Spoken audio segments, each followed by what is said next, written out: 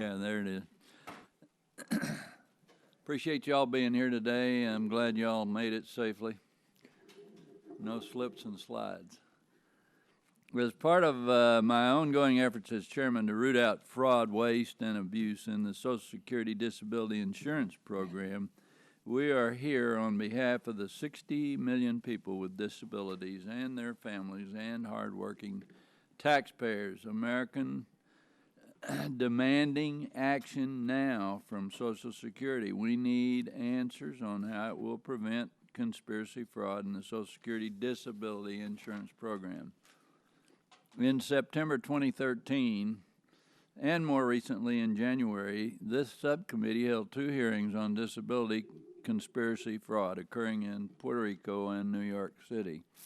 Just yesterday, we learned about 28 more indictments in the ongoing New York conspiracy investigation, including 16 former New York police officers and 5 New York firefighters.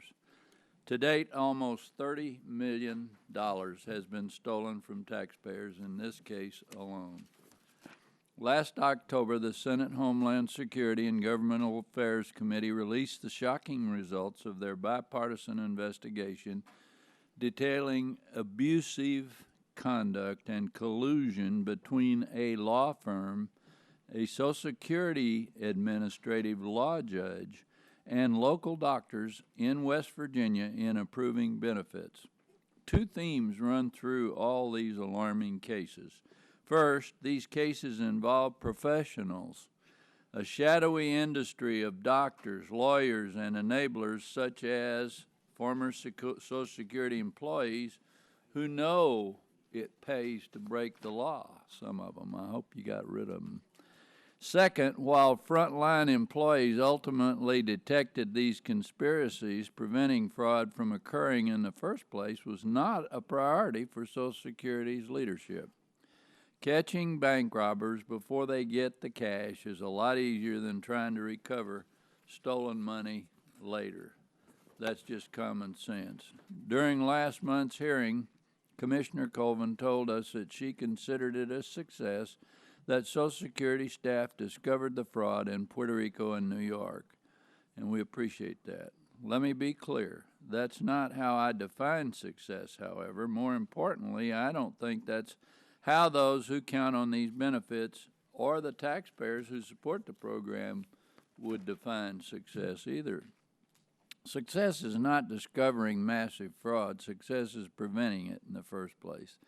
Preventing fraud is what Social Security has to start doing right now. And at the January 16th hearing, I asked Acting Commissioner Colvin to give us a plan on ways to help stop organized fraudsters. I have since met with the Acting Commissioner and appreciate that she delivered that plan to us before the 30-day deadline and look forward to discussing it today.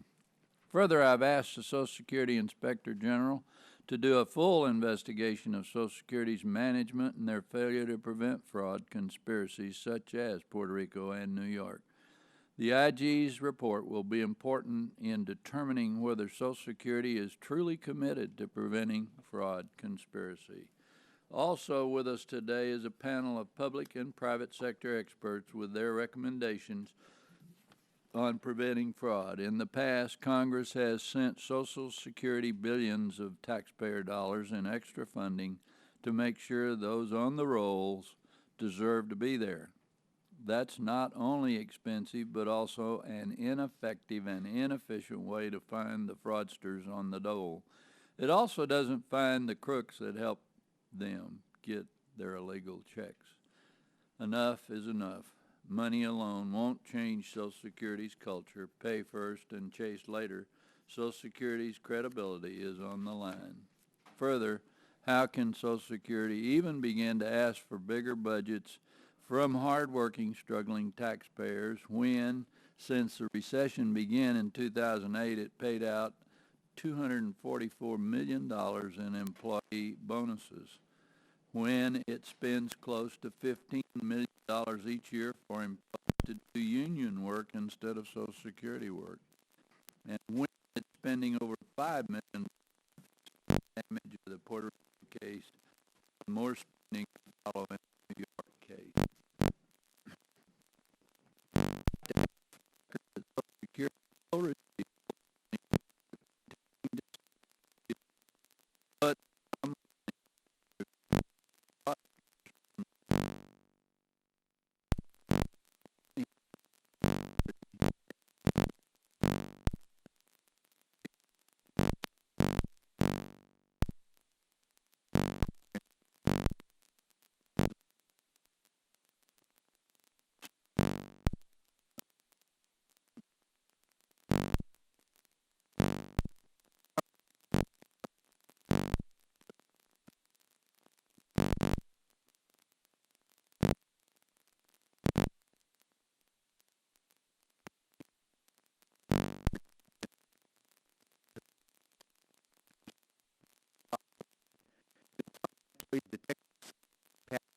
their message followed up, and hundreds of people have now been indicted.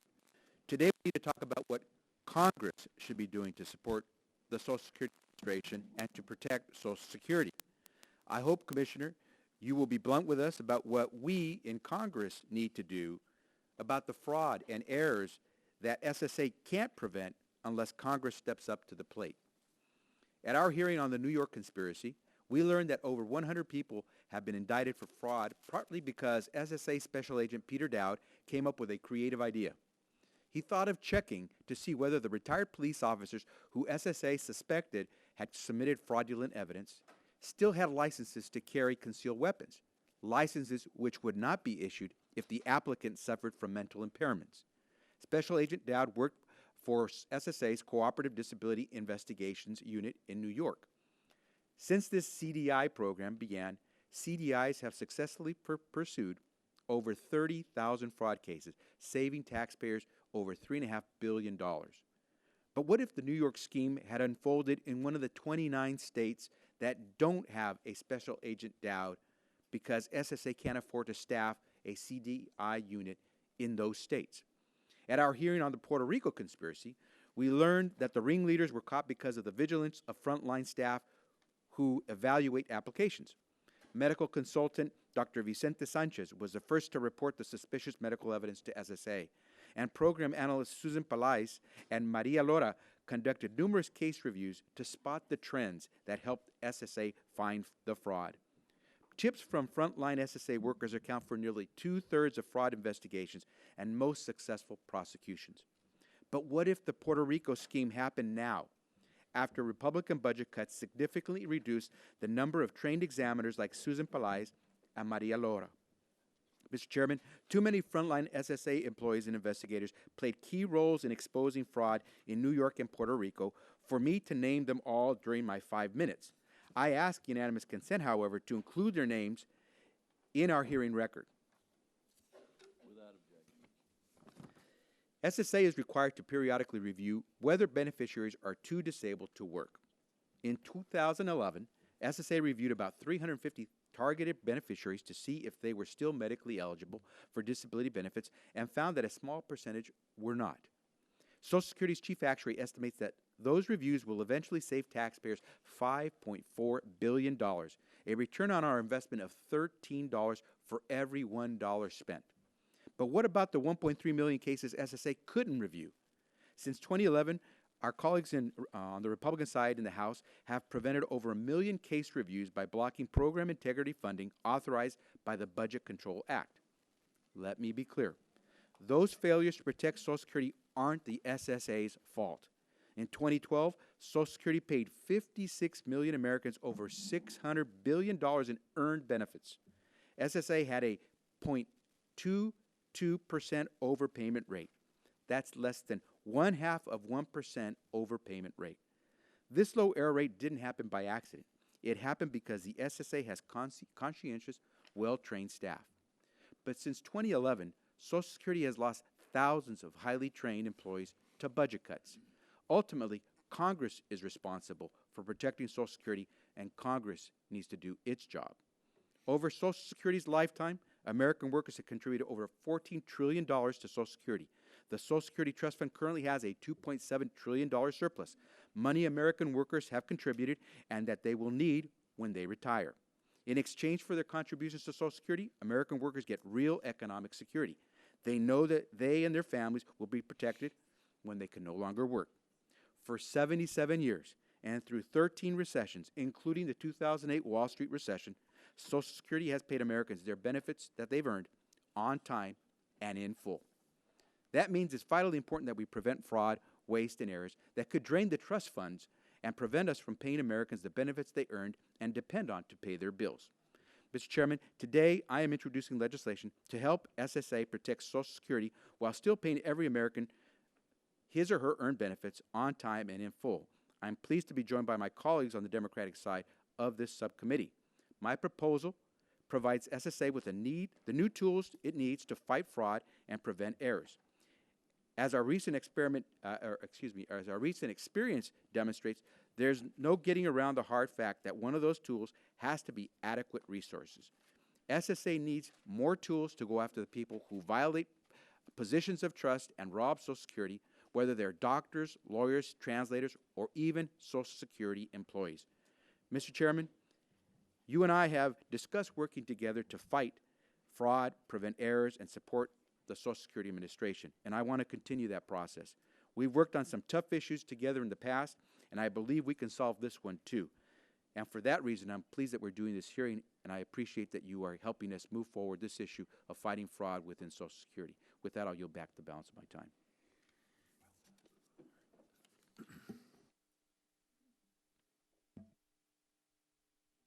Thank you. As I said in our last hearing, I'd like to work with you. Preventing fraud ought not to be a partisan issue, and I don't think it is, at least the way you and I see it. I look forward to reviewing the provisions in your bill. As is customary, any member is welcome to submit a statement for the hearing record. Before we move on to our testimony today, I want to remind our witness to please limit your oral statement to 5 minutes. However, without objection, all of the written testimony will be made a part of the hearing record. And we have two witness panels today. In the first panel, we have the Honorable Carolyn Colvin, Commissioner of Social Security Administration. And they call you acting, but I think you're commissioner. Thank you. So welcome. Please go ahead. Thank you. Chairman Johnson, Ranking Member Becerra, members of the subcommittee, good morning. I am Carolyn Colvin, the acting commissioner of the Social Security Administration. Thank you for continuing the conversation about our anti-fraud efforts. Like you, Mr. Chairman, I am outraged and personally offended whenever anyone attempts to defraud the American people. We strive to preserve the public's trust in our programs, and we have no tolerance for fraud.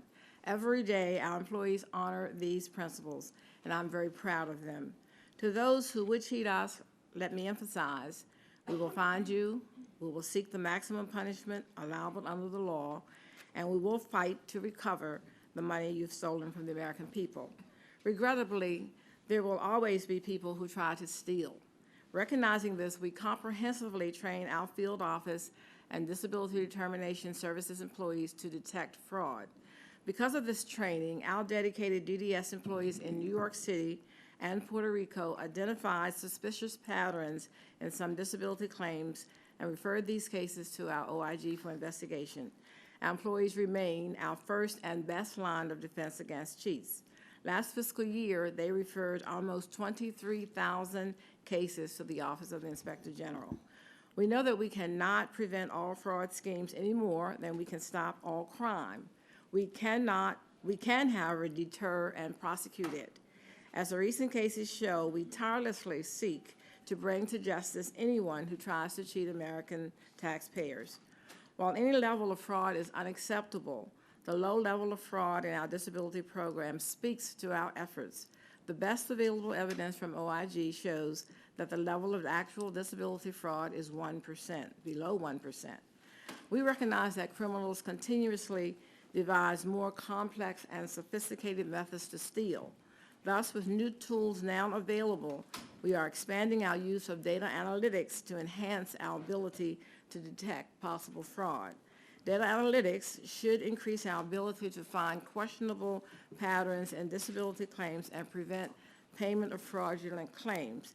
Even the most powerful data analytics, though, will only produce leads that employees still must investigate.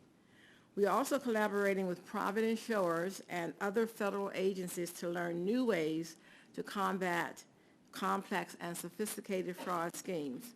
We will expand our successful anti-fraud training to all SSA employees, specifically focusing on lessons learned from real-life examples. Time and time again, this training has paid off. To illustrate, a field office employee in Texas suspected that a disability beneficiary was working but not reporting his income. The employee referred the case to OIG, who determined that the beneficiary concealed his employment and conspired with his company to pay his wages in his wife's name. The beneficiary, his wife, and the company were all sentenced. The Cooperative Disability Investigation, or CDI program, is our best disability fraud prevention tool. For instance, a man in his 30s alleged a mental impairment that made him nervous around others. Our CDI unit investigated after receiving a tip that the man worked as a model and actor. The CDI unit discovered that he was working as a model and regularly appeared on a television show. The casting director described the man as happy, upbeat, and very sociable. His claim was denied. We will add 7 CDI units by the next fiscal year. We will also expand the capacity of a number of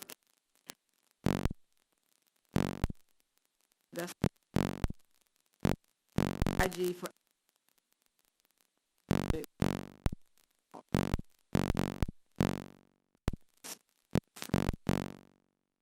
disability owners with full experience on potential new suspect cases and schools. Additionally,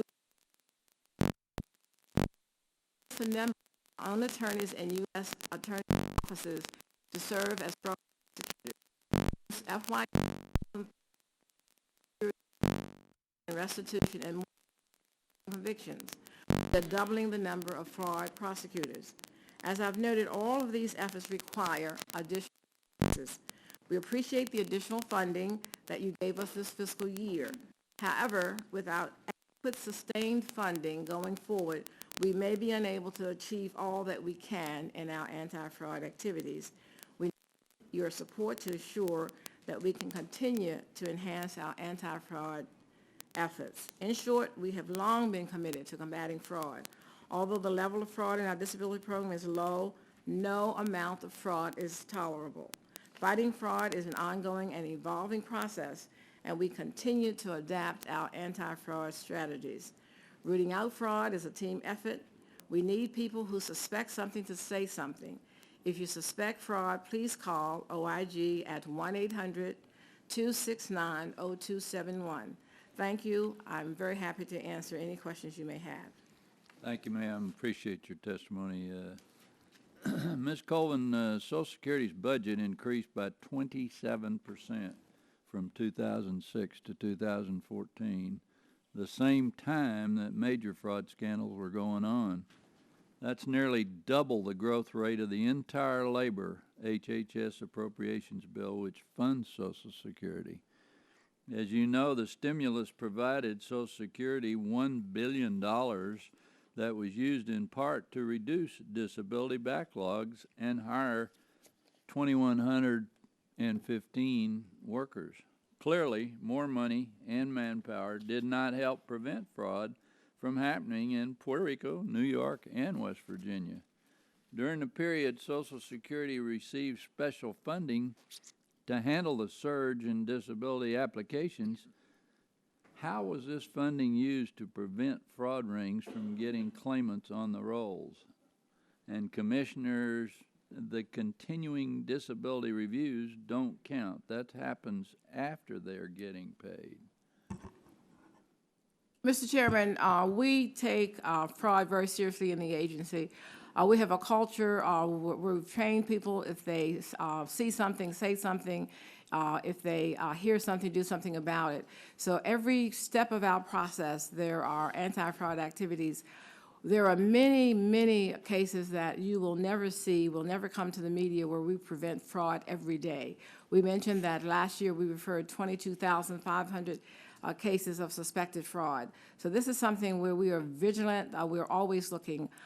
There are going to be cases that we are not going to detect before it happens, but I need to reemphasize that there are thousands and thousands of cases that we do not pay because we have, in fact, detected fraud, and I think that's why the Office of the Inspector General has indicated that our fraud rate is so low. But when we detect fraud, we are very aggressively pursue it. We refer it to the Inspector General who makes that determination. We prosecute to the full extent of the law, and we actively seek reimbursement or restitution. One of the things that we'd like to do is be able to expand some of those efforts nationwide. I've directed considerable resources away from our direct services in order to address this issue.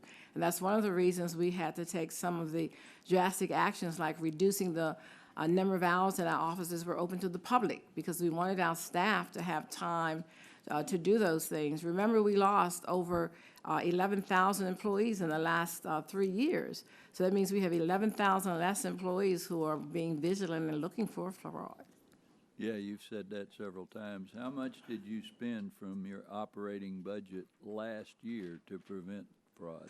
I don't know that I can pull that out specifically because each stage of the process, there's fraud activities, anti-fraud activities involved. For instance, at the front level, when the first application is taken, the individual is looking for whether or not there are any credibility issues based on the actual interview with the individual. And then we have a quality assurance there to make sure that that process has been handled right. When it moves from the front line of the field office and goes into the DDS, we have an inline quality review there that is even more important and more difficult than at the first level. And then when it moves from there, it goes to the hearing level. So a part of all of the work that our staff is involved in is also anti-fraud activities. I can give you the cost of our CDI units, which are specifically fraud units, the cost of our prosecutors. But when we look at our staff, because fraud is one piece of what they do, it's somewhat difficult to tease that out. Well, how many dollars are you spending on fraud? Again, I'll have to give you that for the record, because what I'll have to do is give you the cost for the CDI units and the prosecution units, which are for specifically fraud. But for instance, the dollars that we're spending now just to deal with the cases that have been identified in Puerto Rico and New York are dollars that are being redirected, and we'd have to tally what those costs are. And then, of course, the training that we provide that is focused on anti-fraud, that's another cost. So I'd like to try to pull that together and provide it to you for the record. Okay, I appreciate you getting your plan to us. Unfortunately, there aren't a lot of detail. Will you provide the subcommittee a detailed timeline for the implementation of each initiative in your plan? I'd be happy to do that. Most of the things that we identified in the plan are ongoing. Some of them are going to be expanded in 15. We were fortunate that with the FY14 appropriations, we are able to expand our CDI units. We were able to establish a special fraud unit in Ms. Isman's area in New York, where those individuals will have specialized experience in dealing with these types of cases. We want to expand that and bring in some additional skills. We're doing a number of things as a result of the 14 budget. And then depending upon the sustained budget for 15, we would expand that further. But I can certainly give you a breakdown. But right now, all the things that we're doing in 14 includes more hiring on the front line. So we are bringing in more staff as a result of our 14 budget to replace some of the losses. It won't make us whole. We're increasing the number of CDRs. Now, even though CDRs are not designed specifically to deal with fraud, when we do those medical reviews, we may find situations where there's conflict of information or whatever, and then we can refer those cases. So the fact that we have our backlog does not help program integrity. We are in the process of developing and testing tools, things that we're doing with Judge Ray and ODAR. We'd like to be able to expand that. So we're looking at our ability to do some expansion in 14, and again, with additional funding, we'd like to do that more. But remember, even though data analytics has some real potential for us, it still requires human intervention. We have to have staff to analyze the data and to identify the patterns that exist and to develop the cases. The specialized fraud unit is already in existence in New York. We are looking at all of those cases and lessons learned. B. Disman has experience with this as a result of what has happened in Puerto Rico and New York. She will be taking cases from all over the country so that we will have a specialized unit.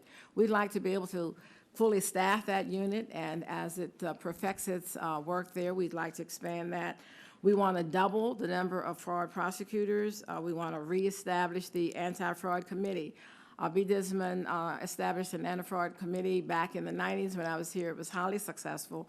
Well, for the last 10 years, it's been dormant. We are reestablishing that. That has already been reestablished. And with that, committee, I think, with that anti-fraud committee, we'll use that to benchmark what's happening in the industry, because fraud is not just an SSA problem. We'll look at what's happening in other federal agencies, what's happening with the in the private sector. We've already had a meeting with 8 federal agencies to look at what they're doing with data exchange and data analysis so that we can develop a community of practice that will allow us to try to tackle this problem. Fraud is a social problem. It exists everywhere. The fraudsters are becoming more sophisticated, and we want to be able to get out front of them, and so that's why data analytics is important. Well, you brought back the National Anti-Fraud Committee. Yes, we did. Why was that dismantled in the first place? I've only been in this position for 1 year this month. Yeah, but they probably told you about it. It was obviously determined not to be as high a priority as some of the other work. One of the things I did when I first assumed this role a year ago was say we had to balance our direct services with our anti-fraud services, or our program integrity activities. So that meant redirecting the resources, but we had to make tough decisions there. As a result, I closed offices and consolidated. I mentioned that we had to stop. A lot of the training previously had been stopped because of the budget. I reinstituted training. So what we were trying to do is just balance the need to provide services to people who've earned these benefits. We have very long waiting times, very long processing times. We were making progress, and now with the funding, because we've had $1 billion less per year than the president's budget, we've had to cut those things, Mr. Chairman. I know you don't want me to talk about resources, but SSA is one of the most efficient organizations I've ever worked with. Our overhead is 1.4% of our outlays. 1.4%. I'm not sure that even Unum, the insurance company here, has that number. I certainly have checked with other private agencies. So SSA is an efficient organization, but we can't do things. We can't do everything that we were able to do when we had 11,000 more employees at the same time that our workloads are increasing. Mr. Becerra, you're recognized. Thank you, Mr. Chairman. Commissioner, thank you again for being here. Let me begin by asking a question that I posed in my opening statement. New York, you had a cooperative disability investigations unit. You found this fraud committed by people that we typically trust. Absolutely. Former police officers, firefighters, people that we hold in high regard. But in 29 states, you don't have a CDI unit. Absolutely. If this same fraud had occurred in one of those 29 states, would we have detected it? Maybe. We refer cases to the Office of the Inspector General, but unlikely, because we would not have had the strong coordination. The CDI unit, for those who may not know, is comprised of SSA staff, DDS staff, OIG staff, and local law enforcement. So it's a coordinated effort, and they're able then to look very carefully at the cases that come in, use the data. We spend a lot of time developing those cases for OIG. So when you don't have that, you don't have the same level of coordination.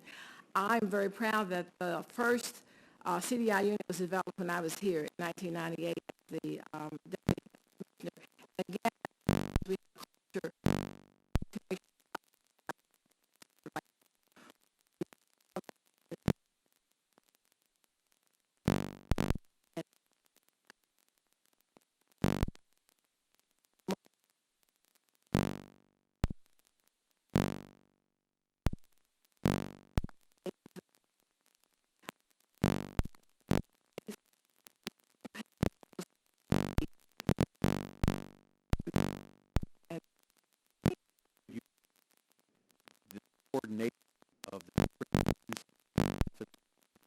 have more fraud in these 29 states? Sir, we certainly could. We would double what we're doing in the other areas with new money. And would you expect to have the same type of return on investment? Where Absolutely. you'd return far more money in savings of not having fraud committed than the money you use to pay these fraud busters?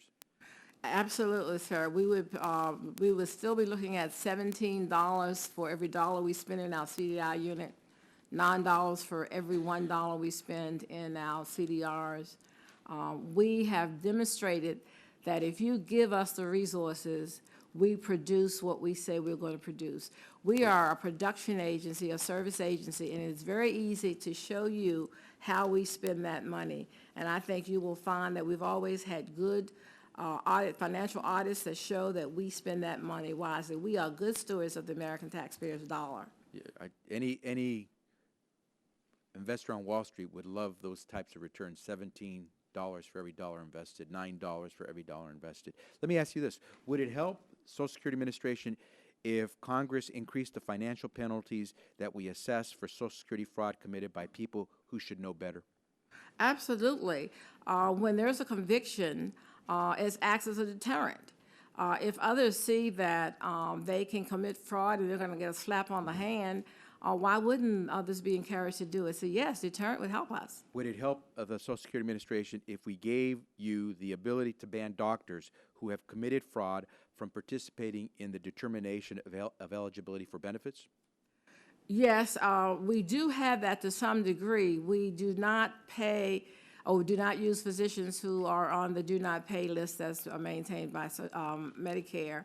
But certainly there would be others that perhaps we could find, and we would benefit from that. Those are some of the provisions that we have in our legislation that we're introducing today to give you more tools to try to fight this fraud. Let me go back to something with regard to your budget. Again, recognizing that you serve 56 million Americans who are receiving benefits from you, not here and there. You're 56 million Americans.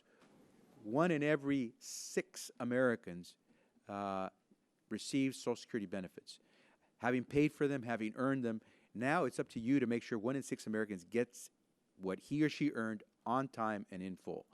Yet with that number, and I think any business in America would love to say that their error rate is less than 0.5%.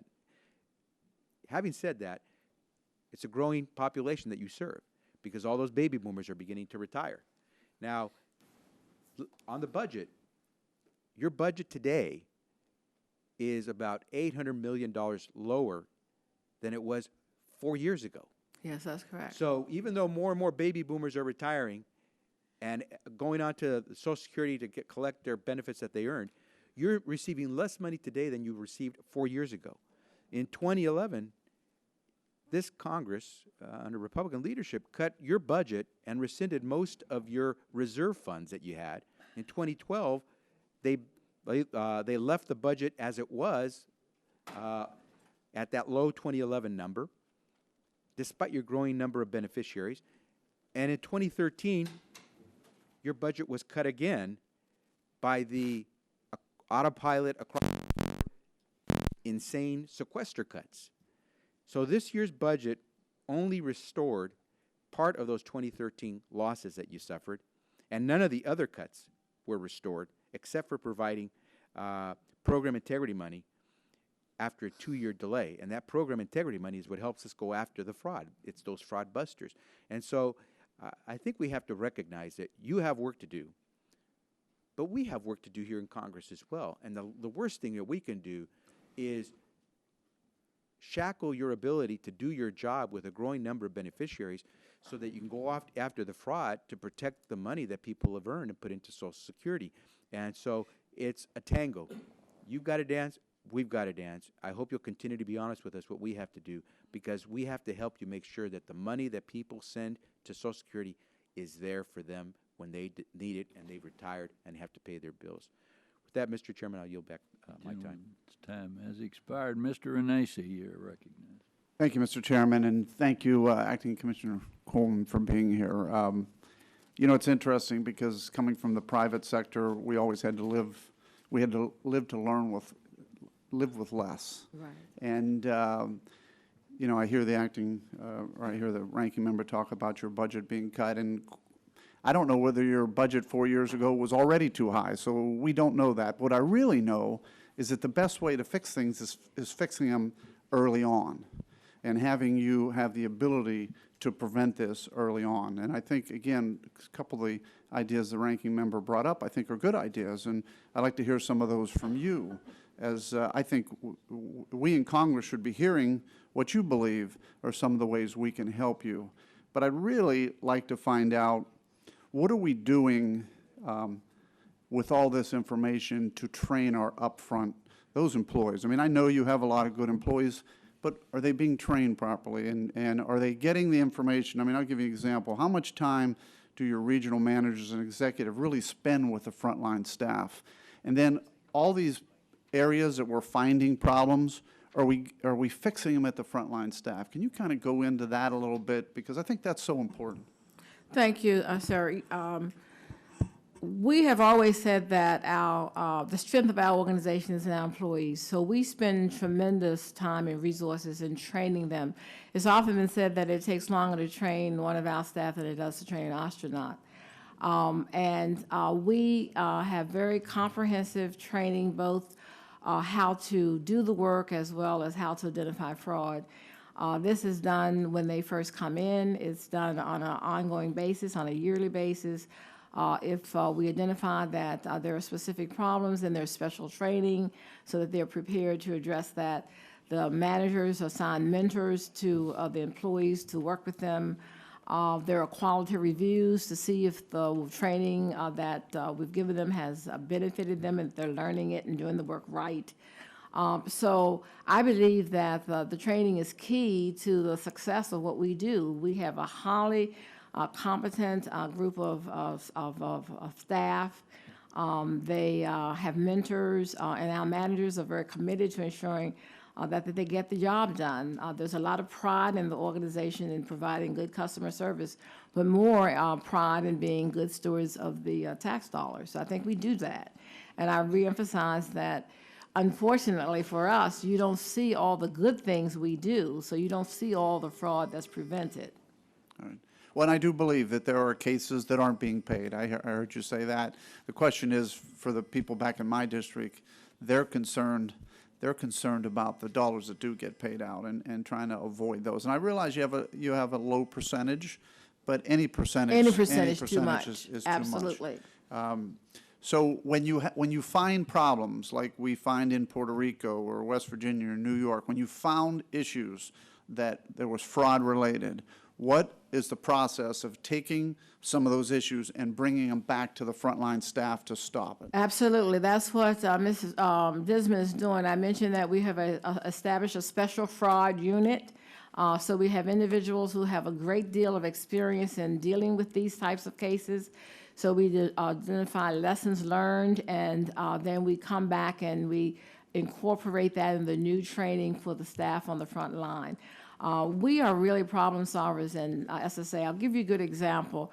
When Treasury decided that all benefits had to be through direct deposit, we had a significant number of fraudsters who were attempting to redirect those direct deposits. At one time, we were looking at as many as 3,000 attempted fraud activities in a week. We're now down to less than around 400. And that's because we identified what was happening. We put things in place to ensure that it would not continue to happen. But even more importantly, I would say 75% of the attempts we were able to prevent from even happening before benefit is redirected. In the 25% of the cases where there may be a benefit directed, we're talking about 1 month, and then we aggressively go back to pursue that. So whenever we see a situation occur, we do a careful analysis of what happened and what we need to do to prevent it from happening again. Fraudsters have become very sophisticated, and that's why we're turning to data analytics and looking at what tools can be addressed. Because when you have a third-party person facilitating the fraud, like a physician or a firefighter or someone who's persons of trust, it becomes more difficult. Real quickly, I know my time's running, but how quickly does that process get put back into the front line? Immediately. All right. We have ongoing training. It's not one time. It's ongoing. All right. Thank you. I thank you for testimony. I yield back. Thank you. Mr. Kelly, you're recognized. Thank you, Mr. Chairman. Ms. Oh, Colvin. excuse me, I I think it's skipped Mr. over Doggett, my right? Democrat friend Doggett. And he's from Texas. How Well, could I Texas, miss yeah, him? no, hey, listen, Mr. don't mess Doggett, with you're Texas. recognized. Mr. Chairman, I want to join with you, particularly in your concluding remarks that crimes against Social Security cheat hardworking Americans and honest beneficiaries. And I think that there is strong bipartisan support as we've looked at these various instances of fraud about our need to ferret them out.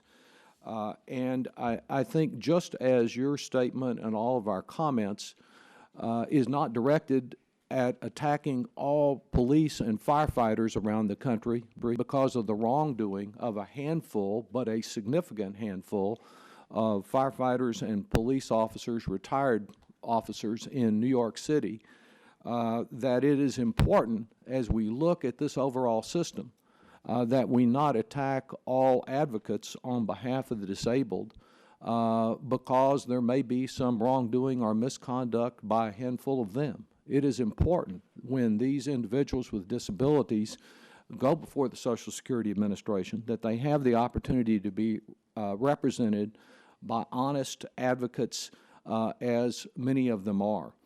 Similarly, it's important to recognize that while not every employee in the Social Security Administration or every administrative judge working on Social Security cases is doing a good job, that the vast majority of them are, and as we find examples of individuals that are not up to the task, that needs to be dealt with, but we need to recognize that we basically have a system that works, and what we're trying to do is ferret out the crimes just as those law enforcement officers around the country dealing with other kind of crimes and fraud are trying to ferret that out, even though we never get to 100% in preventing burglaries, robberies, other kinds of fraudulent conduct. We won't get to 100% on fraud of Social Security, but that ought to be our goal. Now, how do we accomplish that goal? Well, I think we have to have adequate resources, as the acting commissioner has indicated, and adequate tools to address fraud. And without doing a lot of finger pointing about the cuts and the inadequacies of the Social Security budget, Mr. Chairman, I think it would be constructive. I know that in our full committee, we have the Secretary Sebelius and Secretary Liu coming to testify about aspects of the President's budget. I don't know what will be in the budget concerning fraud reduction and the Social Security Administration generally, but to have a hearing in this subcommittee on the budget for Social Security and its adequacy. When you hear that a dollar spent on OIG generates such significant returns, I think we need to scrutinize carefully the entire budget for Social Security and ensure that it is up to the task of fulfilling our bipartisan commitment to reducing crime. And then, in addition to just the dollars that are available, we need to be sure that we have the tools available. I joined with Mr. Becerra in his legislation. I realize that this is recently filed legislation, but I think it is the first specific legislative steps that have been presented to this subcommittee for how to deal with this problem. And I would hope that we could have a hearing on the proposal that you've advanced. I'm sure that there are many other ideas that can be advanced about the best way to deal with fraud. But instead of our just talking and having an expose about fraud that some may feel is designed to kind of tarnish the whole Social Security disability system, let's focus on what we can do about it in the dollars and the specific tools. I think you have some good ideas. I'm sure you're open to getting other specific legislative proposals, but we're not short of time in this Congress. We have the opportunity for constructive action and a prompt hearing on the Social Security budget and on the Becerra proposal and any other ideas that members have for addressing fraud seems to me to be the most specific and constructive way forward to put a stop as much as we possibly can to the abuse we've seen in New York and Puerto Rico and some other parts of the country. I thank you, and I yield back. Thank you, Mr. Doggett. Mr. Kelly, you want to speak? Yeah, thank you, Mr. Chairman. Chairman Collins, thanks for coming in to see us again. What I always wonder about in these things, now, how big is your agency right now when you take total people on staff? We have about 62,000 employees throughout the country. And your budget? 11.7 billion. Yes, 11.7. Okay, so it's 66,000, did you say? No, 62. 62,000? We've lost 12. Staff, okay. And again, the budget is what? 11.7 billion is about right. 11.7 billion, okay. Well, and the reason I bring it up, because I think there's always confusion. It says, well, if the government would just give us more money. Listen, this is not an indictment on Social Security people. But in my life, and in what I've done for a living up until the last 3 years, it is employers and employees paying in together into this fund. And if I'm reading the notes right, that we say that by 2016, that we're going to be, let me see if it, the revenues will be sufficient to pay only 80% of SSDI benefits beginning in 2016. So we're on a trajectory that doesn't look good.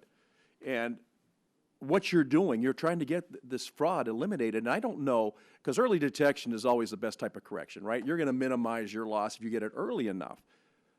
I'm interested to hear, Mr. Royal, on Unum, because I know from the private sector, it's not a matter of whether you want to do it or not. It's you either do it or you don't survive. You have to get it in line. What else can you do? Because it seems to me in a country that leads the world in technology and being able to derive tendencies. In my business, I'm an automobile dealer. We have something called warranty reimbursement. That's where something goes wrong with your car, and they say, well, it's a result of either poor workmanship or something didn't work right. But I got to tell you, the factories are all over me all the time. When they look at the number of dollars we are claiming for doing warranty work, and we're doing the same thing with SSI. You're saying, okay, this is fraudulent. We want to go back and collect it. Mr. Becerra made some points. So if the penalties, what are the penalties for people who do these fraudulent things? Unfortunately, we don't control the penalties. That's in the law, in the judicial system. I've always been concerned that they get off rather lightly, but you know that's white collar crime, and it always has been a light sentence. We would like to see the maximum sentence under the law, but we don't control that. Once it goes to the Office of the Inspector General and then gets into But that's something we could help you with, right? We I can work on that. I'm assuming Mr. Sarah's making some suggestions about I how to would change it. certainly Because if hope the that you time doesn't can. fit the crime, I mean, what's the reason for not doing it? Too many of these people are making a great living off it. Well, you are aware that in many states, the U.S. attorneys will not even accept our cases because they don't come up to the dollar value that they're interested in pursuing. That's one of the reasons we began to use Social Security dollars to use our own attorneys in the 12 states where we are, where the U.S. Attorneys were willing to work with us. But many states will not accept these cases for prosecution because they don't rise to the dollar level. So that's a big issue for us. Yeah, I'm sure it is. That's difficult. If you really aren't going to hit them in the wallet, you're going to say, well, no big deal. I'll just keep doing what I'm doing. It's not that big Well, of a we're deal. still aggressive in identifying them. Unfortunately, we don't control the outcome, but we are very aggressive. As I mentioned, last year we referred 22,500 cases. And so those 22,500, how many were actually looked at? I think about 100 was accepted for prosecution. 100? 100. Out of how many? 22,500. That's incredible.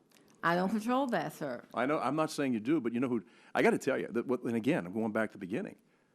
Whenever employers and employees put this money into this fund, this isn't government funded, this is wage tax funded, and I think sometimes we forget about this, and so when people start saying, if we just put more money into it, we're going back to these people that pay this and saying, if you just put more money in, maybe it'll stay away. But it's always bothered me that sometimes there's a disconnect about who actually funds all this stuff. If you're telling me that you come up with 22,000 some cases and they accepted 100, that's going to be very frustrating for the people that are out there doing that work. It absolutely is, but unfortunately, we have a dedicated team who still will refer the cases. Now, we've been able to do some things. For instance, the Office of the Inspector General has increased the number of civil penalties that they are able to imposed. Yeah. I don't think I have the dollar here, but they're doing more. We strengthen our administrative sanctions process, but basically the prosecution is the thing that would deter folk, and the prosecutions are not that successful. All right, well, then I would think, though, for us, for both sides, if we would help you, if we would put more teeth into these things, that would help you to win. So it does come back to the, help us to help you. I'm glad you're here. I'm glad you're telling us all about that. I'm concerned about it because I do know where the funding comes from. I know it's not from the government. I know it's from people who paid wage taxes. I'd like to see more people get back to work, quite frankly. Right. That would help too. But we don't see that happening as quickly as we'd like to see it happen. But again, stay in touch with us on this and let us know how we can help you. Mr. Becerra, I'd like to take a look at your piece. I think that we're on the right track, but we got to make sure throwing money at a problem isn't the answer. We got to get more bang for the bucks. And I know we talk about the percentage, but a small percent of a big number is a big number, and it's all taxpayer funded. Gentlemen, you? Yes, certainly. Chairman and I were just chatting about how what we could try to do is move forward from these hearings and see if we could come up with a bipartisan approach to see if we can move something forward. Absolutely. Well, you know what I want to have? I don't want Ms. Colvin or anybody that works for you to walk out of here thinking, these people just want to beat the living daylights out of us every time they get a chance. That's not the case. We both work for the same person. It's the American taxpayer. So if we can help you, I'd love to do it. And Mr. Chairman, Ranking Member, let's work together and get this fixed for the American people. Hang the criminals from the highest tree, right? That's not in my bill. I'll bet Mr. Doggett would go along. That's what we do in Texas. Suck me in. Oh, who have we got left? Mr. Crowley. Wait, Mr. Thompson, I think's ahead of you. Go ahead. Thank you, Mr. Chairman. And I want to just chime in with the folks who have expressed an interest in working together on fixing these issues. I think it's extremely important. And I want to say that, I've represented just about every county in Northern California at one time or another, and there's Social Security employees and offices all over Northern California. And your employees are an absolute joy to work with. I've found that every one of them is there to do the right thing. Thank you so much, Mr. They work Thompson. hard. They work well with my different offices, and I'm sure it's terribly frustrating for them when these issues are pointed out. And so I would like to, I'm proud to be a co-author of Mr. Becerra's bill, but I'm proud to hear that folks on both sides of the aisle want to work it out. And I would suggest, Mr. Chairman and Mr. Ranking Member, if we could do it with the cooperation of the folks at Social Security. It's terribly frustrating, my time here in Congress. I just had another go-around at this last year with USDA on a huge problem. I wanted to sit down and work out a solution, and there was just no interest in that agency working with Congress. They thought that they had it dialed in, and that all we were going to be is a problem for them. And I hope that's not the same with Social Security. You will find that it's not. I think the chairman will tell you that we've been very interested in working with this committee. The chairman and Mr. Becerra have been very supportive. We understand your concerns about the problem. We are as concerned. We welcome the fact that you're proposing legislation. Thank you, Mr. Becerra. We will provide technical assistance and do anything else that you request that we can do. Well, my sense is that you know better the issues and the obstacles than any of us do. So if we could do that, if we could work collaboratively and collectively, I think we could really We welcome that. I'm interested in one issue. You mentioned all of the fraud that you stopped from happening, and I know that errors are also a problem. How do you differentiate between fraud and error? Because some people aren't fraudulent; they just make Absolutely. mistakes. And are you able to break that out as well? We are. The overpayment is one piece of overpayments are fraud, and that's a very, very small percent as identified by the Inspector General. But it means that the person has taken action or given misleading information designed to get a benefit to which they're not entitled, and that's fraud. But we have a large amount of overpayments due to the complexity of the program, individuals not reporting their wages timely, or in some instances, we cannot get it processed fast enough so that the benefit goes out, and then we have to try to get it back. But even with the shortage of staff, and I need to emphasize this, our accuracy rate increased this year. So we didn't just say, oh my goodness, we don't have resources, and we let it go. SSI is one of our most complex programs, and we still had an increase of 1% accuracy rate in that program. So we live this every day, and we're always looking for ways to improve it. And we aggressively pursue going after the money, whether it's been paid out by error or if it were deliberate. And your recovery rate is what? Less than I'd like, 58%, but we have a very aggressive. percent? 58%. We have a very aggressive debt collection process. Of course, we can do the offset if the person is receiving a benefit. We know we can do the Treasury offset if they're getting a federal check for any reason, taxes or anything else. But if we have to do our external collections, then that's the regular process of collecting a debt. That's more problematic, but we also do that. And one of the things we've done recently is taken the time limit off when a debt can no longer be collected, so that if someone is not in pay status, but they come in pay status later, we can go back and get that money. And I'd like to see if you could submit it to the committee, or maybe part of the working group, however it's going to be set up, a list of things that you think that we could do that would help you both defray the errors, error rate, as well as prevent fraud, but also go after these guys, or make it so the IG can better go after them. Anything at all that you could give us that would help us do that, I think would be important. The next panel, you're going to hear from Bill Zielinski, who is our CIO and now Deputy for Systems. We've done, I think, some incredibly good work in that area, and he'll talk about that more. The chairman has been very supportive of IT, and of course, we've been able to continue to do the kind of production that we have because of our investment in IT, and we need to be able to continue to do that. Thank you very much. I yield back, Mr. Chairman. Thank you, Mr. Crowley. Thank you, Mr. Chairman. Thank you again for.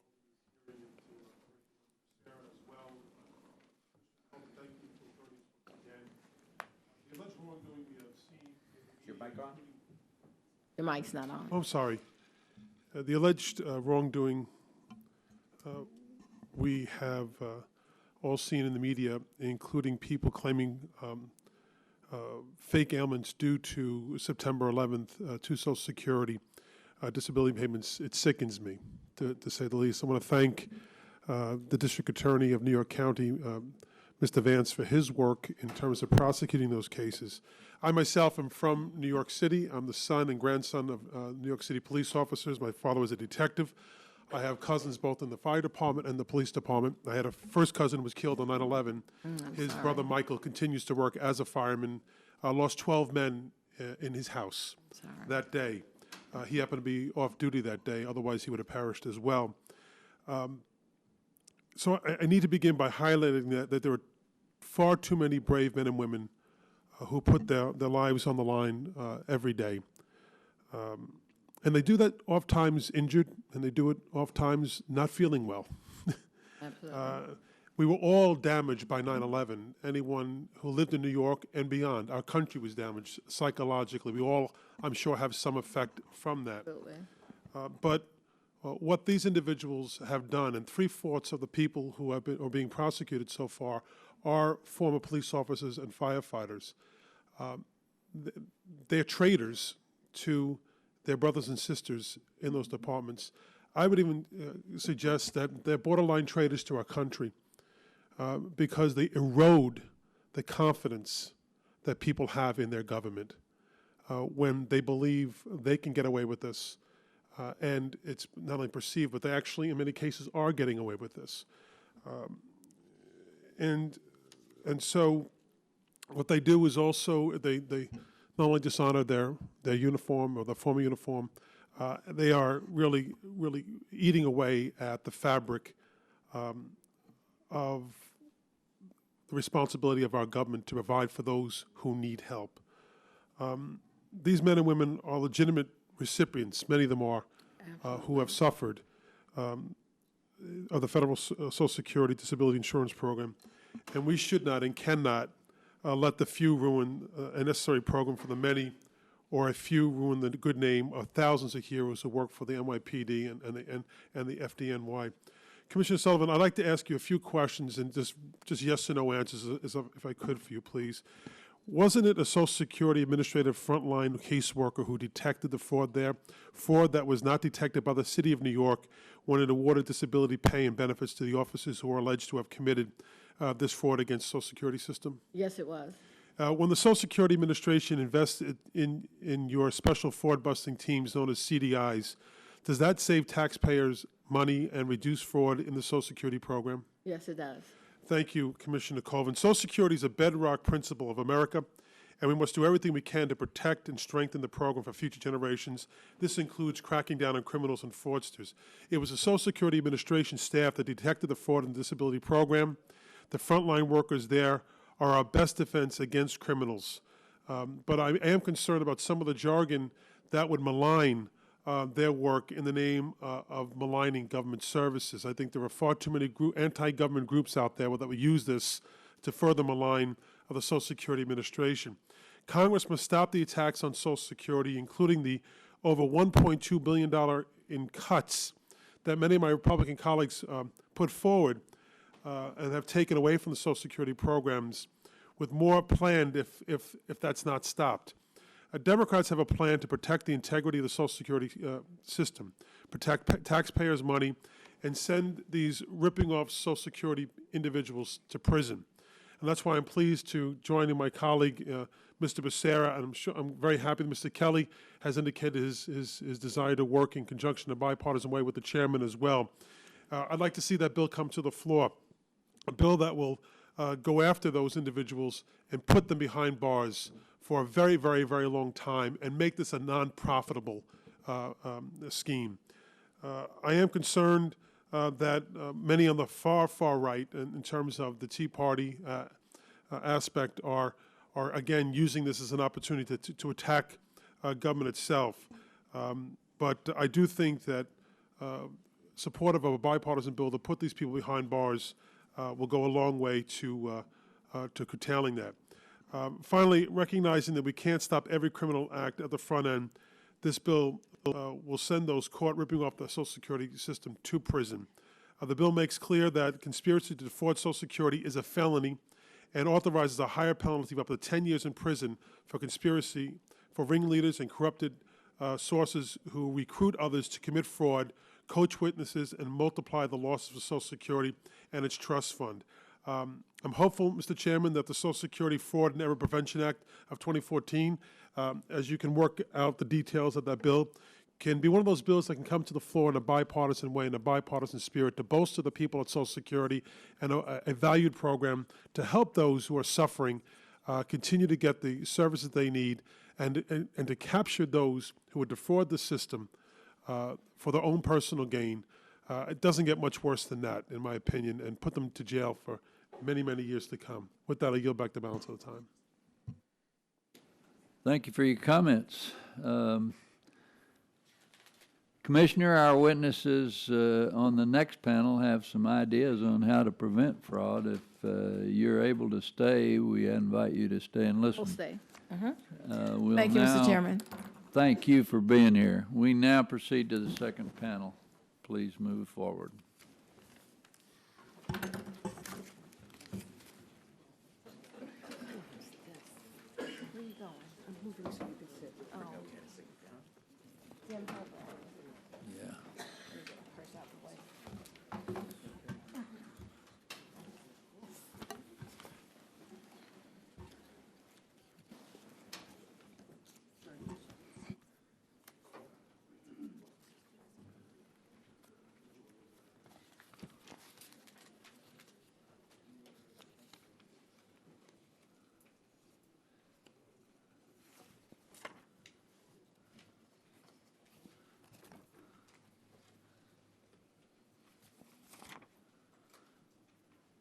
Thank y'all for sticking around. I appreciate it.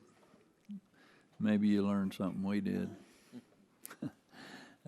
Seated at the table, we have J. Matthew Royal, Vice President and Chief Auditor, Unum Group, Chattanooga, Tennessee. William Zielinski, Deputy Commissioner of Systems and Chief Information Officer, Social Security Administration, and Alan Shark, Fellow, National Academy of Public Administration. I welcome you all to the hearing this morning. Thank you so much for being here. Mr. Royal, welcome. Please go ahead. Thank you, Mr. Chairman and members of the subcommittee. We're pleased to be here today, and we appreciate the opportunity to share some of our aspects of our fraud risk management program at UNM. UNM is a market leader in disability, life, critical illness, and accident insurance with more than 160 years of experience. We work with more than 175,000 businesses worldwide, from Fortune 500 to small businesses, covering more than 22 million people. In 2013, we paid more than $6 billion in benefits. We are a U.S.-based company with approximately 10,000 employees and major operations in California, Maine, Massachusetts, South Carolina, Tennessee, and in the UK. Insurance fraud is the second most costly white-collar crime in America, exceeded only by tax evasion. Nearly $80 billion in fraudulent claims are processed each year in the United States. This may be a conservative figure based on known acts of insurance fraud and not the unknown, undetected, or unreported acts. To effectively combat insurance fraud, insurers must be capable of quickly identifying potential fraud, have the proper infrastructure in place to adequately manage and respond to fraud risk, and frequently monitor and test anti-fraud control effectiveness. At UNM, the significant investment we have made in our anti-fraud program has helped position our company as an industry leader in detecting and preventing fraudulent disability claims. While the total amount of fraud is undeterminable, we estimate less than 1% of the approximately 400,000 disability claims received by UNM each year are fraudulent. From UNM's perspective, strong fraud risk management is critical to successfully managing our business and offering affordable financial protection to our customers. UNM's fraud risk management program is managed by the SIU, the Special Investigative Unit, led by Jeff Connor, Vice President, who joins me here today. The SIU conducts investigations into potentially fraudulent claims and promotes corporate anti-fraud strategies and initiatives. The following summarizes key aspects of UNM's fraud detection and prevention program. The foundation consists of our policies and procedures. UNM maintains policies which help ensure compliance with applicable insurance fraud laws and regulations. The SIU makes a fraud detection and response guide available to all employees to help them recognize and report suspicious claims. The company also maintains a toll-free fraud reporting hotline and encourages anyone with information about insurance fraud to report the information, allowing them to do so anonymously and confidentially. Strong training and education reinforces our policies and procedures. UNM's comprehensive anti-fraud training program ensures employees possess the requisite skills to identify and report insurance fraud. UNM also designates certain employees based on job function as integral anti-fraud personnel. These employees, including claims processors, underwriters, and certain corporate personnel, receive mandatory anti-fraud awareness training at regular intervals. Now, complementing our front line is the use of advanced technology. UNM uses predictive analytics to continuously monitor disability claims for potential fraud. We developed our model using data from our own historical fraudulent claims. The model analyzes our claims inventory daily, scoring each claim based on how closely it resembles customized fraud attributes. Higher scores indicate greater fraud potential, and claims exceeding a baseline score are reviewed by trained analysts. About 1 out of 5 high-scoring claims that are reviewed result in additional investigation, and that accounted for 30% of the total amount of potential fraudulent loss activity detected and reported in 2013. UNM works closely with law enforcement to ensure that those who commit insurance fraud are held accountable. The SIU reports all suspected fraud to law enforcement and/or the appropriately designated regulatory agency responsible for the investigation and prosecution of insurance fraud. We frequently provide disability fraud training to key law enforcement agencies and actively assist in investigations and prosecutions. Our anti-fraud initiatives are focused on maintaining a strong public-private partnership to combat fraud and share information about emerging fraud trends and risks. In conclusion, while the overwhelming majority of claims UNM receives are legitimate, there are bad actors that seek to game the system and file or facilitate fraudulent claims.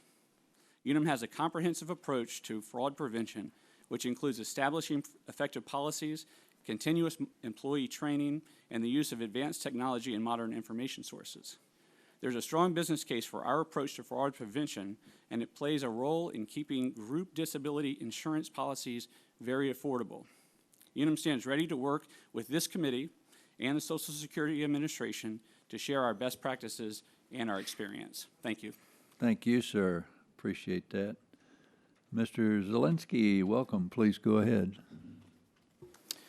Chairman Johnson, Ranking Member Becerra, members of the subcommittee, I want to thank you for this opportunity to discuss Social Security's use of information technology to administer our programs and to detect and prevent improper payments and support anti-fraud initiatives. My name is Bill Zielinski, and I am Social Security's Chief Information Officer and Deputy Commissioner for Systems. I am responsible for all aspects of our information technology program, from planning new IT projects to overseeing the implementation and managing their day-to-day operation and upkeep. Every year, we pay $850 billion in benefits to 63 million people. The vast majority of these payments are accurate and timely. We owe this record of success to a highly skilled and dedicated workforce that is supported by IT. IT is behind everything that we do. Our employees work with electronic claims files using applications that enhance their productivity, automate many routine tasks, and enforce the program laws and policies. Without the productivity increases gained from our strategic IT investments, we would not have been able to keep pace considering our growing workloads and limited resources. In addition to supporting our programs through IT, we have built online services for the public that are easy to use, secure, and highly rated. For example, our customers can use online services to apply for benefits, change their address, request a benefit statement. These services allow our customers to choose their preferred method of doing business with us and allows us to keep up pace with our ever-growing workloads. I do want to stress that productivity increases do not come at the expense of quality. In fact, our applications are designed to ensure quality work products and payment accuracy. For example, in my written testimony, I highlight the ECAT program, which helps state disability examiners apply policies correctly throughout the entire decision-making process. Our applications also enable our employees to gather third-party data that may reveal when a beneficiary has been overpaid. Without IT supporting it, this type of investigation is labor-intensive and impractical. For example, regarding the means test SSI program, in fiscal year 2012, we fully implemented the Access to Financial Institutions program, which allows our employees to obtain electronic bank information directly from the banks.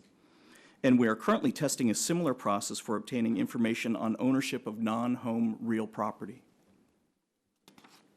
We do not rely solely on our employees to discover or on beneficiaries to report all the changes that may affect their benefits.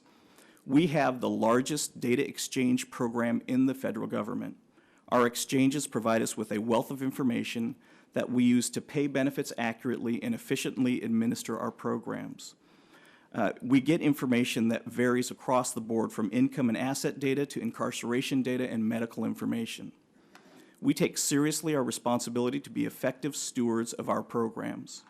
Each year, we complete periodic medical reevaluations to determine whether beneficiaries are still disabled, and SSI redeterminations to review the non-medical factors of eligibility. These reviews save billions of program dollars with only a small investment of administrative funds, yet we do not receive the resources to complete all of them. Instead, we have long used predictive models to prioritize the cases with the best chance of finding improper payments. These models have allowed us to achieve an impressive return on the taxpayer's investment. For example, we estimate that our SSI redetermination model helped us recover or prevent $3.4 billion in SSI overpayments in fiscal year 2013 alone. As we move forward, we are developing additional models, such as the representative payee misuse model, that will allow us to target fraud specifically. The next area we're looking at is data analytics.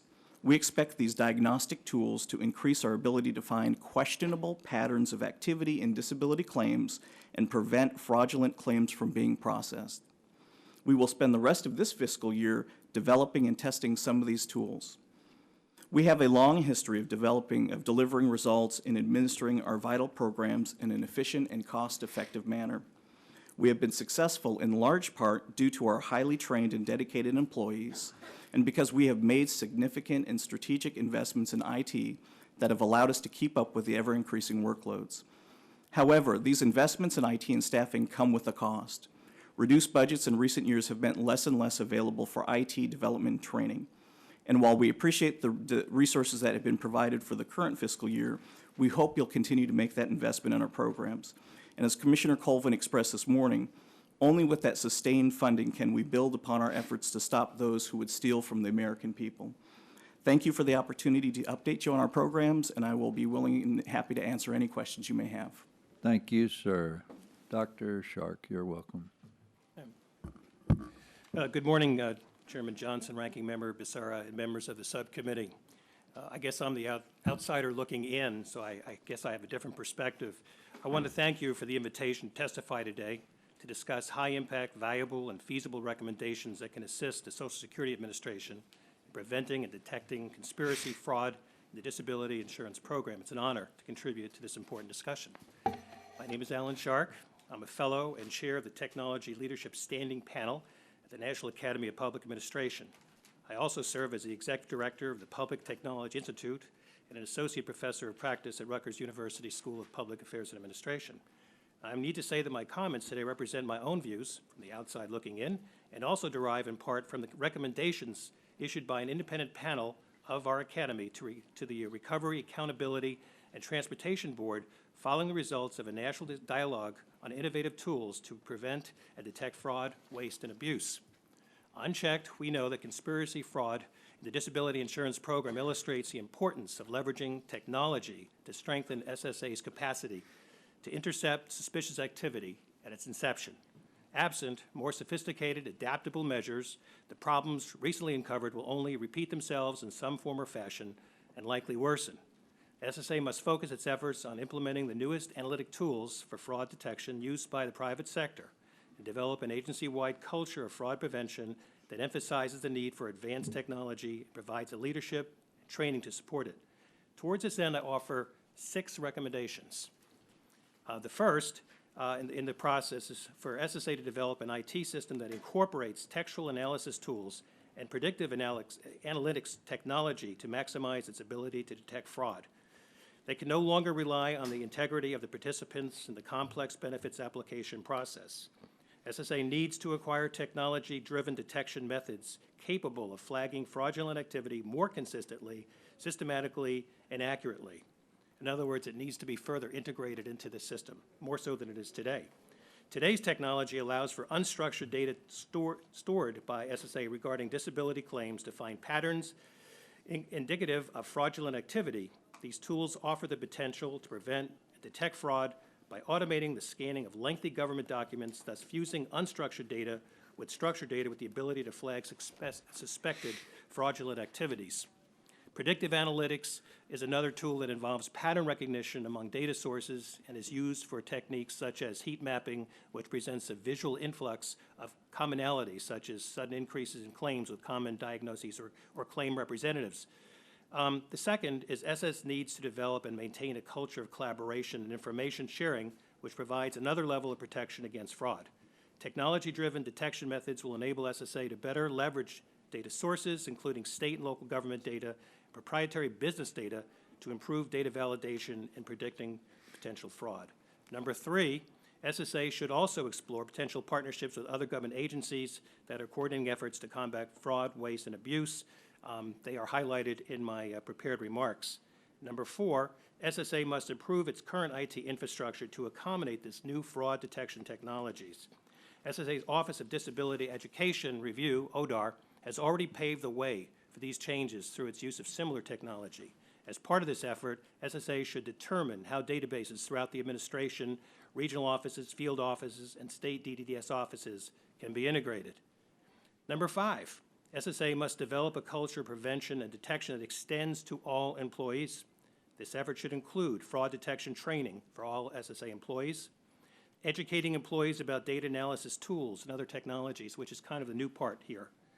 Rewarding, which is something I haven't heard yet, rewarding vigilance among employees through recognition and a performance appraisal system so that they're not just doing their job, they're getting rewarded for doing these things that go beyond and finding these things.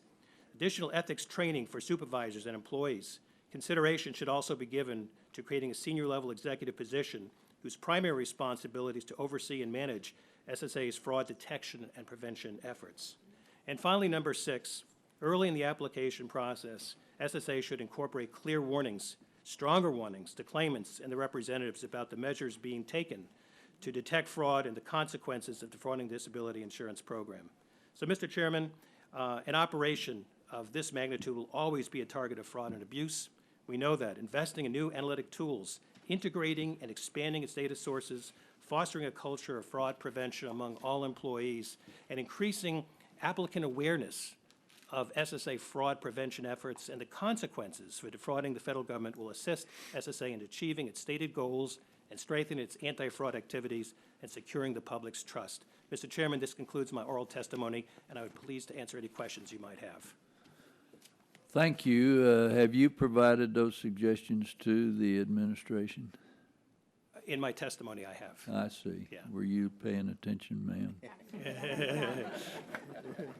She was kicking me in the back. Thank you. Mr. Unum, how does... Royal. Well, I'll call him Unum. Mr. Royal, how does Unum identify claimants who may be faking illness, particularly mental illness? Well, Mr. Chairman, I think that the first line of defense, which is our people who are handling the claims, is key to identifying those fraudulent activities. Our fraud training program, managed by the SSU that I referenced, arms those frontline employees with the education to identify red flags as they're processing claims. And each of the processes that they follow, which do vary by type of disability that you mentioned, is designed to support a fair and thorough analysis of the claim. So for mental illness or behavioral health type illnesses, some of those activities might include objective tests for malingering or fabrication, activities check and verification. We also perform records review by our in-house physicians. And so through that process, if red flags are identified, there's encouragement to reach out and refer those claims to the SIU early as possible, because these claims are hard to substantiate at times, are hard to disprove at times. But it might be worth noting to the committee that behavioral health fraud accounted for about 15% of our total fraud last year. The most common is musculoskeletal disease, so neck pain, back pain, joint pain. That accounted for somewhere in the mid-30%. That's the stuff you can't identify, isn't it? Yes, sir. How do you screen for bad doctors? Well, we go.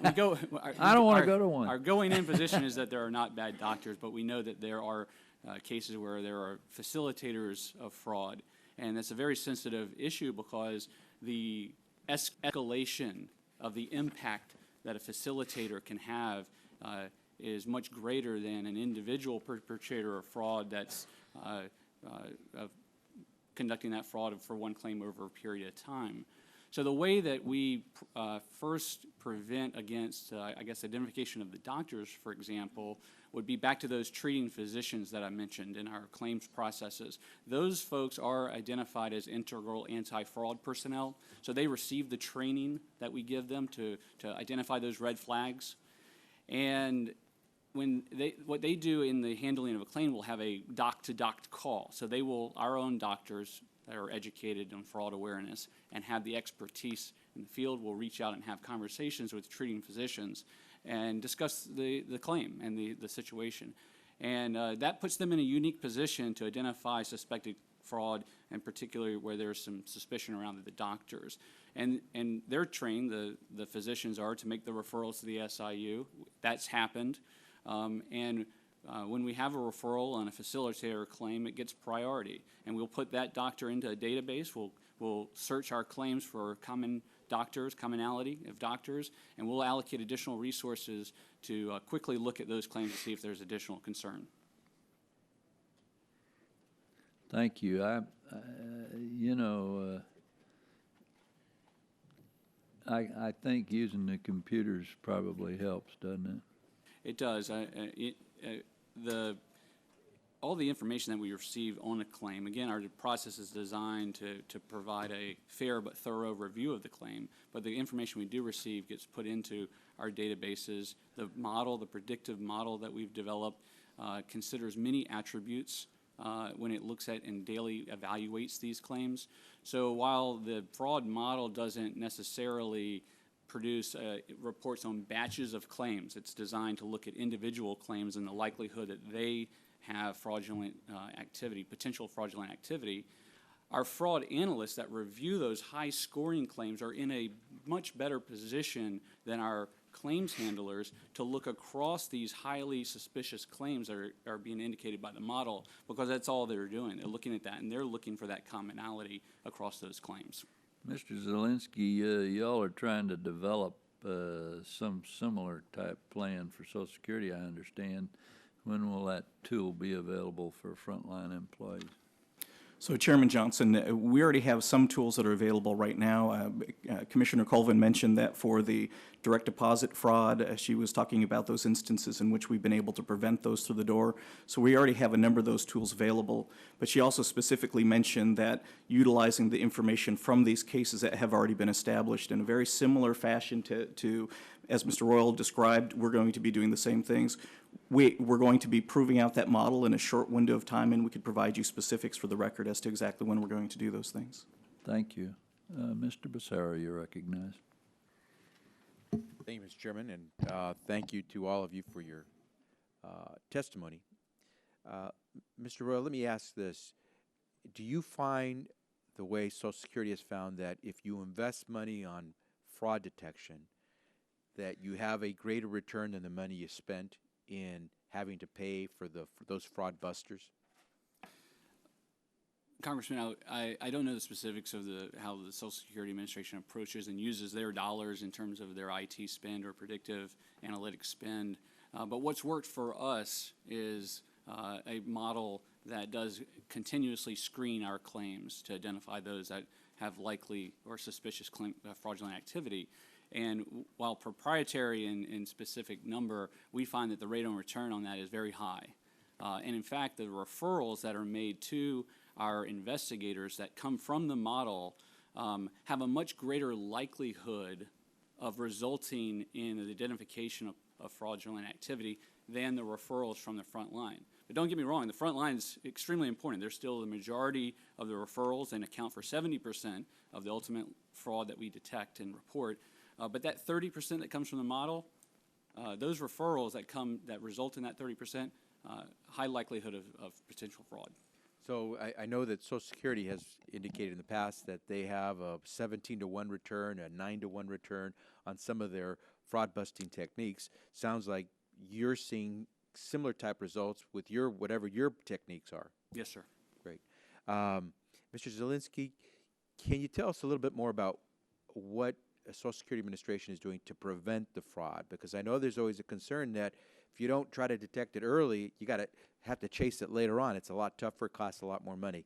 And wondering if you could tell us what you're doing that is similar to what the private sector is doing to try to prevent the fraud before it ever occurs. You bet. The Congressman Becerra, there's a few things. Commissioner Colvin mentioned some things already that are more on the business side in terms of the training and other things. I'm going to stick to the IT pieces that we're undertaking. Again, we mentioned the direct deposit fraud in a very similar fashion. As we have identified these cases coming through, we've had analysts, and again, you really do have to rely on those analysts to be able to tell you what they're seeing from the data. We use the data to be able to create scenarios that allow us to recognize those scenarios coming through, and we have prevented very many cases from being paid at all in the first place. And that's the predictive technology. That's the predictive technology, absolutely. What we're also doing from a technology standpoint point is we are also working with partners from across the federal government. We have met with a number of sources, and what we're looking to do is a few things there. We're looking for best practices, but we're also looking for sources of information that are there and readily available. Commissioner Colvin mentioned that we do use information from CMS that we use to recognize for doctors where there's already a pattern there. So we're looking for those types of data sources. And then as we build our models, again, we utilize our frontline folks who have knowledge of this to be able to tweak and improve those models over time. We also have prepayment reviews for our disability claims. So we mentioned the CDI units and recognizing those patterns. But even as we're making those medical decisions, there's an additional review that takes place before any payment is issued. So those are just some of the things that we have done utilizing technology and being able to select and sample and score for the probability of error or problem to prevent those cases from taking place. And I had posed a question to Commissioner Colvin previously, but I'm wondering if you can give us your take. If in the legislation we're introducing today, we do call for an increase in financial penalties that would be assessed by Social Security for fraud committed by people who should know better than to engage in that activity. Do you think that would be helpful to SSA as it goes about the process of detecting fraud? Well, certainly, sir. Any tools that we have in our tool belt that will help us to combat and deter. And Commissioner Colvin mentioned that once people see the strength of those penalties, it is something that serves as an additional deterrent. And I echo what she told you earlier. What about the issue of banning practitioners who engage in these bad practices? A doctor who knowingly submits fraudulent medical documentation so that someone can qualify to receive these disability benefits. Should we ban those doctors from being able to participate in giving us evidence that helps determine whether someone is disabled or not? Well, certainly from the IT perspective, the more information that we have in and about any of the players that are in the process, it's valuable and valid information. And that sort of information really allows us to be able to stop some of those things at the front door. So those are effective deterrents and can be used in an IT model to help prevent those things. Thank you all for your testimony. And by the way, I just want to, because I've referenced that bad doctor, but it's not just doctors, and I think the chairman and I were discussing this. We should go after anyone along that chain of the process who engages in this type of activity that ultimately takes money away from the taxpayers. I think the chairman, I wouldn't use as colorful language as the chairman has used, but I think we all agree. I think actually every one of us agrees that we should descend on any of these folks who are perpetrating this kind of fraudulent activity to folks who paid these their tax dollars to get these benefits in the future. So thank you all very much for your testimony. No, what I said was, if somebody's trying to fleece Social Security, hang them from the highest tree. Mr. Renacci, you're recognized. Thank you, Mr. Chairman, and I want to thank all of you for your testimony today. Dr. Stark, you mentioned 6 recommendations. Can you narrow those down to maybe 2 or 3, which would cover the low-hanging fruit and that maybe the Social Security could be doing? Well, I think they're moving in the right direction. I can narrow it down to 2. I mean, one is the human factor and the ability for that frontline person, which has been, I think, well described as the person, the gatekeeper, is going to see something coming in. They're going to see the most suspicious thing at the very beginning. The second part is more problematic, and that's the technology piece. You know, we're talking about where we really want to be, and to me, it is, how do we get to a point, and at what point will that be? Will it be in the year 2015? Will it be this year? In other words, what is the ultimate roadmap? To me, every application should be screened and tested based on these different models. They shouldn't be just flagged red. They should be green, red, yellow, different kind of things for different kind of deficiencies that may be found, and to be totally integrated into the culture. And so what I'm hearing is these fixes, but I'm not hearing this timeline of when this will happen, where it'll be a totally integrated system that will now review things. In the report I've read, there's 54 databases that are now being consolidated into one. I think that will go a long way in helping. But ultimately, I think it's like, what is this vision? And the technology vision is we've got to use predictive analytics. We've got to use things to plot what's going on and where, to look at that chain of interactions so that technology can help us and pinpoint things before they occur or slightly thereafter. And it's that blueprint that I'm not seeing yet. I'm seeing some really good fixes, but I'm not seeing that longer term, this is where we want to be, and this is what it's going to look like. Mr. Zelensky, I know you've talked about more money, and I want to remind you that, you know, what happened with Social Security concerning IT money since fiscal year 2001, Social Security stockpiled over $1.3 billion in an information technology reserve fund of unspent money. The Congress agreed on a bipartisan basis to rescind $500 million. And again, that might predate you and that might predate the acting commissioner. So I'm trying to find out, it appears back then there was not this push for IT. Is that or why weren't those dollars spent? And what would make us believe that if you had those dollars, you would spend them today since you already had them? So Congressman, I appreciate the question. I don't have specifics as to why those funds weren't spent. I was not involved in the discussions or the decisions, so unfortunately I can't answer that question for you. I will say that as Commissioner Colvin has taken a much more specific approach towards strategic planning, and I think as we are moving forward, the types of plans that Mr. Shark talks about in putting in place, those are the things on which we are focused so that we will be able to show and demonstrate precisely where we're making those investments and how we're going to spend those dollars and to what purposes, which areas within our mission those are going to be spent. So Commissioner Colvin has mentioned in her written testimony about the strategic planning that we're doing now, and in fact we're engaged with NAPA in some of that strategic planning, and those are the sorts of things that we will see from that plan. So you know, I have confidence, and I believe that we have the commissioners really pushing forward with that strategic planning. Very good. One other thing I noted in an audit raised some questions about the data, Social Security's data, including the fact that you have multiple databases. How many databases does Social Security have? How connected are they? And what challenge do you have in creating and implementing, you know, data analytics based on all that? So I can't answer the specific question. I don't have the exact number of databases.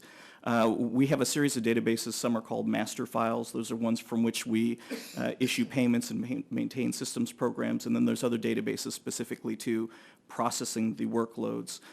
In terms of being able to bring data together, there's a lot of technology that is available today that allows us to be able to bring data from multiple sources together, to be able to combine that in ways for specifically these reasons. So we are using tools today, pulling data from many different locations, bringing that together to be able to do the data analytics. So the challenge isn't necessarily in and around the number of databases. It's really, again, getting back to having the analytical support, really knowing what patterns we're looking for and being able to implement that, sir.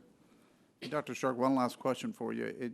Looking from the outside in, are we doing enough for our frontline training of our frontline staff to detect this fraud? Well, absent technology, probably not.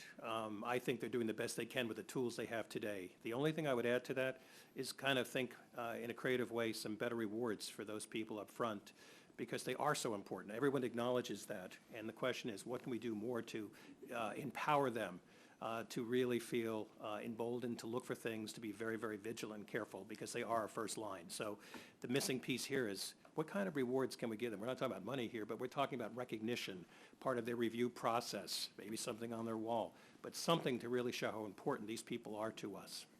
Thank you. I yield back, Mr. Chairman. Thank you,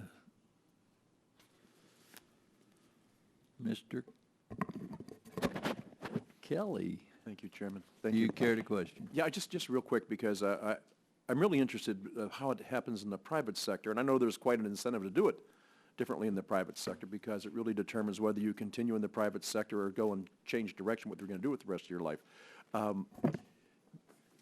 Shark, you made a reference to it, and I think, Mr. Wall, I was looking at the size of your company. You work with 175,000 businesses worldwide, and you cover more than 22 million people.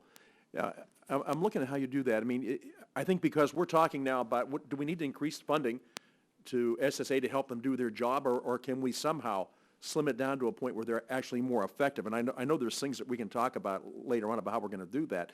But how would, from a private sector, what do you see? And Jim just said from the outside in, what do you see that if you were taking over, you were the CEO just walking into this business, what would you the first thing it should look at. And I think this data, this analytical data is absolutely critical. What would be the number one thing? Because I don't think we can keep throwing money at it. I think we need to learn to live with less, do more with less. But technology is the answer to that, is it not? Congressman Kelly, I think that's a big opportunity. I think that we're all asked to do more with less. I'm asked that every year, every quarter when I meet with folks, and I think that the predictive analytics tool, while requires investment, does provide that broad coverage of looking at claims. It looks at the subtle changes in claims as information comes in, things that the claims handlers can't necessarily see. There's some things that they can see a computer model can't, and vice versa. So I think that there is an opportunity that with the use of the technology to get that broader coverage. So when you make an investment, then you're basing it. You're gonna buy something. You're gonna make an investment, but you want to get an ROI, a real positive return on the investment.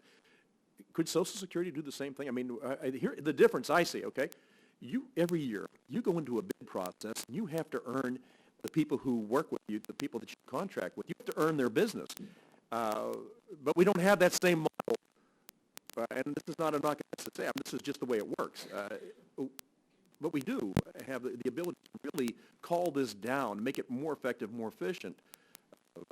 There's no reason we can't do this, is there? Well, the profile, obviously, of the business is different. We offer a number of different products, and it carries different challenges in them. I think there are opportunities to take those opportunities, and the opportunities is maintaining a healthy collaboration between the public and the private sector. Ability to have an opportunity to take some of the burden off of governmental programs by providing some replacement early on in the process, so they're not having to look for other safety net programs. And the private disability insurance companies also help to promote return to work, so that they actually get on those, are there on the rolls less of a time. So not only is there efficiencies in the organization, but efficiencies working together from an industry, public and private, that will increase the overall economic welfare value of disability insurance. Okay. Mr. Shark, then, how do you incentivize this from the Social Security level? How would you incentivize the people that are on the staff? What would you use? I mean, I know for Mr. Royal, it's you keep your job. But Yes. For people in SSA, how do you do that? What makes that person come to work every day, throwing their feet out over the bed, getting up, getting dressed and going to work, and want to go to work, and know that there really is a light at the end of the tunnel? How would SSA do that? I think they're in a better position to answer than I would, but from the outside looking in, I would say that people love recognition. If I can't get a raise, how can I be recognized? And if that's part of your job description, that's what they're supposed to be doing to begin with. So there's an expectation. But going beyond the norm, there could be some levels of recognition that might be an award, some kind of thing that they would put on their wall, some kind of thing that goes into their review process. It could lead to promotion. And they should be champions, also the ones training others when they have found something. So it's kind of giving them the incentives through ego recognition for their performance. That is the answer. It is ego.